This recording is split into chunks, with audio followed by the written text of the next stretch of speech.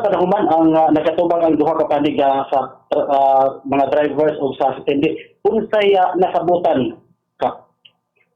Una-una, no, kaning R2, nag-apply ang Transco bill o ang LWTC, no? Unya ang natagaan og approval sa maong aplikasyon ang LWTC. So, meaning, kagahapon, schedule lang tana sa dry run dito anang lugar para at least masuta kung pila gyud actual nga pwede himuon nga mga motorized diha nga mga masayro. Kaya di mo na sumabalaan sa dry run kung kulangan ba or dugangan ba or ubsan ba. Kay kanang pito nga ibutang karon diha nga tricycle diha sa R2 base na sa survey katong year 2023. So, 24, 25, 26 na ba yan? So, meaning, na changes pa, napay mga bonification. So, ang gahapon ng tanaw is mag-dry run para ma-determine na to pilay dapat madugang na mga tricycle diyan ang gapit para mo-filter ang ruta. So, walay dakop, walay unsa na diha. So, prior ang nga pangitabo, nagpahigayon na series of meeting. No, para atin mo cluster nato ng haksay, linaw ang implementasyon. So, gagapon, medyo na ay commotion nga nitabo, tungod kay siguro, ay mga init ugulo, ano ko nung nagbinundakay. Actually, wako gapon, kaya nag-attend ko committee hearing sa Committee of Transportation sa Kagunang Pangungsod. So, mo to karon akong gipatawag tong ilang presidente sa maong asosasyon o ang taga-CTPMD para once and for all masito lang tanan. So, karon nagkasabot nga hinanap itong presidente, gusto man siya makikistorya sa mayor. So, ningon ko, sige, atuon imong mayor para at least imong ibiga ang imong mga sentimento, no, regarding ana nga concern. Kunya, pag humani mo dito kang mayor, kabal ako kung sa inyong ikasabutan para at least himuan na itong solusyonin inyong problema. Ito imong i-mention na duha ang nag-apply sa kooperatiba. Wala ba na sakop katong mga nalambigit na komisyon kahapon sa mga terminal? Wala sila pamembro ng duha? Nagpamembro sila sa Transco bill. Oo. Pero ang problema, pag pangutanan ako karon kung na-process ba nila ang ilang mga application, nangutahan ako sa presidente, nangutahan ako sa CTPMD, hangtod karon wala application nga na itabo. So, unsa may aksyonan sa CTPMD kung wala kay application nga ihatan? So, ang naghatag ng application, o na-approve ng ilang application, katong LWTC. So, ang LWTC, naman po existing route, kibali nga, na-existing existing route maguna niya nga ng lugar, kaya na ilang unit po, niya na-franchise. Kaya di magkaka-apply, usa ka ruta niya, kung dili ka, walay franchise holder. So, kanang lugar na may franchise holder nga taga-LWTC, mo na nag-run sa ilaha.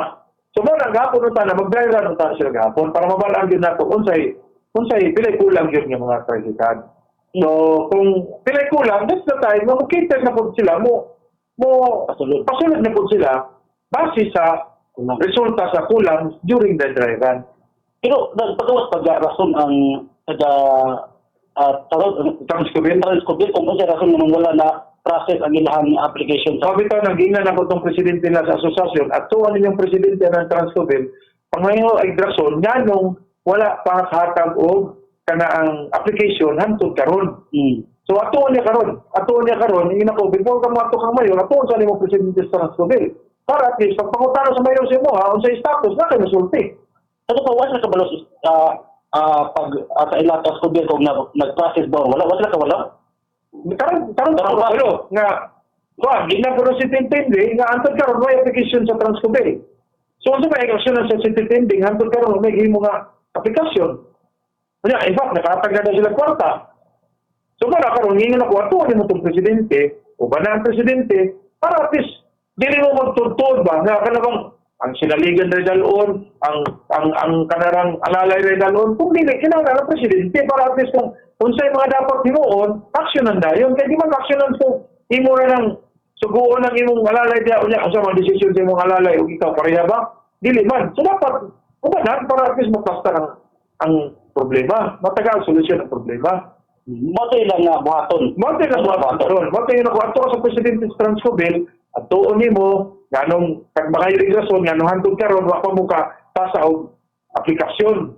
Kung sige lang ka hulat-hulat, hindi mo atuon, wala, useless. Sa part sa asin hindi unsa pa sunod nila nga buhaton na ano kasi sila pagporso atong driver.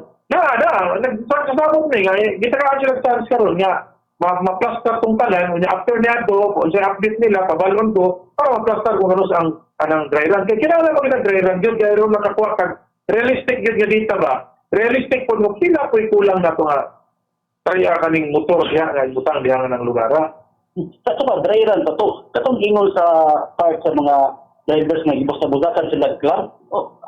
Ito sa pag Nagta po dito, murag nagkainitay lang dyan ba? On karang kahusay nun sila. Pinasayloay nun sila doon. So, nato dito. Kapito lang. Ako isitol itong tanan. Plastar na ko pa. Diyan dili tanan panahon na mag-abot sila nga isog pirmi ang panahon, isog pirmi ang mga ibang bati. Dili pwede na. Di man nato pwede haging isog. Kinanglan ng yun. Kanang maximum tolerance. No? So, ganina ako silang gihusay. Nag-shake hands silang tanan. So, para at least nga, pagkita sila dito, amigo silang tanan. Di na pwede nga, paabot na tutok, kadlukan ta, maragan ta, kay kadlukan ako. No, di na pwede. Kinalan, atong implementar ang mga programa sa hapsay nga pamagi. So, paboto na po na turong kung kano sa ang dry run. Oo. Pag hindi guman sa ilang ato dito sa Presidente, ako magi-pasta karon nga maka-istorya sila sa mayor, para at least po ma-air po sa nila ngayong sentimento po sa atong mayor. Ang dry run, pita sa dry run, napabalon ba ang maong affected nga mga grupo? Yes, giingnan ako nga kabalon para at least makabalo. Kay during the dry run, kung kintay ang allotted nga ruta, pito lang sa padaganon. Para at least mabala na to, nga kaning pito, kaya ba kung ano ng mga pasayro without pito ka unit? Dili ba mali? Pas-pas ba ang pagwas pasayro? So diyan nato makita gyud ang kuan. Diyan nato makita gyud ang actual nga kanang pito himuon pag times 3, kanang pito himuon pag times 4, kay kulang kayo ang pasayrohan. So diyan nato makita. Na-mention to kanina kay among sa interviewan si Luloy, 40 to 50 unit ang gadagan ginaa. Kunya kulang pagali daw sa mga sila nga magkabaon pa sila cater sa mga manakaya. Kaya nga posible silang tanan masulod na sila sa bago nga kooperatiba aron magdagan gyapon dinha. Pwede ka makasulod sa kooperatiba, no? Pero as to your unit kibali, na may mga specification. So, yung kita sold ka kooperatiba for the sake na lang na makapamasayro ka, pero ang imong unit dili pwede. Kaya na may mga marami na mga checklist kibali nga yung imong i-comply. So kay imong unit hintay kagang-kagang ang imong unit dili na pwede. Kunya dili mo pasar niyan dili pud na pwede na to himuon kana bang tungod kay namembro ko sa kooperatiba kunya akong unit pugak-pugak pwede na. No. Kinalang pamembro ka sa kooperatiba para makakuha kang prangkisa. Di mo ka kakuha prangkisa kung imong unit dili mapasar sa maong evaluation o imong pag-inspection sa CPTMB. So to pa na posible na agyoy mawad og dili ka pa masahero dara pag-implementar na gyud sa bagong terkel. Ako kung gingnan ganina ang taga CPTMB para at least po nga makikir po niya itong mga teksunan no kabalo kang yan ang panginabuhi nga kung kitay nakabayad sa kooperatiba na ipambayad sa kanang sa franchise. Karon ang iyang unit dili mo pasar. Pero pwede ta mo hangyoan nga maghimog kuan kibali ang pwede dito undertaking na pinakabuan pwede siya makapamasayro pero with that span of time kibali kinahanglan alis na iyang mga unit. Pero ingana mga kuan. Ingana nga mga sistema. Pero sa planator mapakalma mapakabot sa mga dili lang sa katong niani kay na kung dili o kasi may salig sa iya ako pasabot sa iya mga membro dito. Ako actually wako nagmakulam no kay before nag-implement ako naman nag-istorya sila daan tanan no series of meeting ang kanang ko sa mga reklamo mong gud kanang wala nakaten ng meeting No? Oh, yes. Mao mo ginausahay kanang maski sa purok, maski asa nga lugar. Ang kusog buyaw-yaw kanang wakati ng meeting. Kay mga kontribusyon, di mo contribute kay agbagot-bot. Pero during sa kaning meeting, wala natin. So, ang kusog magyaw-yaw, ang kusog mo reklamo, kanang yung wakati ng meeting. Mara din na. Mara po may istorya. Okay, pero mao na to ang bilang pagkabuhaton na hangyo na lang nimo sa mga mapiktuhan sa dry run o pag-implemental sa bagong charter. Ako lang, no, sila naman mo ka tuig na masayro, tulurum, no? Pero sukat-sukat sa paglingkod na ako, abay na ako. Di po na pwede nga ang illegal, imo na lang itong illegal permit. Kami nga itong gibuhat para na sa lahatanan. Kaunta, mamasayro sila nga, kung na'y mag-atang diha, dili sila mudagan na sa dapit. Apektado ba sila? Ato, i-arrange nato ni, ato, i-kastan nato ni. Eh, wa may ordinansa, wa may balaod sa atong syudad na makapahatag o distruso sa atong mga kaigsuunan. Kapag ba yata nga ang gobyerno maayo, man ulang bangis ang gobyerno kung di kita tuman og balaod. Mawag na. So ako lang, tuman lang tag balaod. Kaya kanang tanan, para ni sa ka-linaw, ka-upsize sa atong lugar. So, dili na ito iagig, inisog-isog, di na ito iagig kanabang aspik-aspik. Ang ato lang, kung unsay balaod, atong tumanon, kung unsay dapat nato ikatabang na pagkapahatag o kalambuan sa atong transportasyon, atong buhaton, opera lang din. More ginagsusi sa tanan para pisay sama ka atong barangay. Okay, daghan kay sa mga Bubogin Bars, mao sa Bubogin Bars si Kapitan Vincent Rizal Rosario. Nagsikat na di ay. Okay, kagapon sa isuga mo kay ito. Niya bisan kaganina dito sa area isog pa kay ito Bubogin Bars. Pero ganyan nagsikat na di ay. Ito lang pasalamatan kay lisod po kay musangkot sa dili maayo ang wala pag sinabtanay bumbo dismantle gyud tong ilhang kwan terminal. Wala Bubogin Bars. Wala na gani dito ta ganina napagyapon sila dito sa mao nga terminal. Schedulean pa Bubogin Bars kung kasunod kanong kasunod ang dry run aron masuta kung pila gyud kayo nita gikinahanglan sa mao nga ruta bumbo Binbars. Pero higay magsugod na sa tangtango na to. Ang terminal. Ang terminal Binbars maisa raw niyang terminal sa kato kung ma-implement isa ra ka terminal ang gamiton. Tangkaro Isa na. Isa yun. Isa rin po Binbars. Route pa niya na, route 2. Arto na niya, Arto. Route 2. Pero karon duha man to kagulo, duha gamit nga terminal sa Tumoy o sa Pikas. Dili, lahi mo ni Lahi po sa Pikas. Kuan si Bali, tulo na ka-terminal na diha. Lahi to ruta. Kaya terminal din sa may Ambago Road, na terminal aning din sa may dito sa Tuxtabo, dapat terminal na. Balik ni ka pa. Tulo na ka. Hindi pa. Sa ko pa ang kuan ang terminal nga gibito lang kay kato ra pong area. Arto na siya. Arto gyapon. Ang biyahe na padong Iblihos, padong Balanghay, padong Paradise Bliss.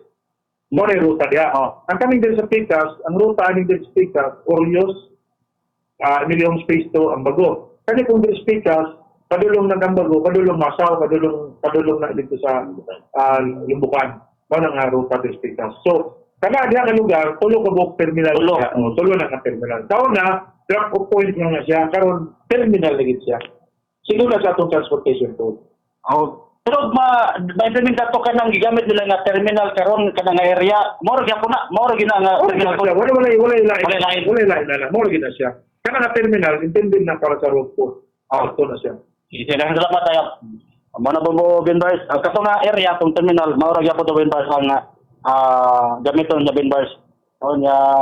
Naon ta nga mahimong to pag-approach sa taga CTTND nga suko man na yun sa pa pud ito pag-approach niya.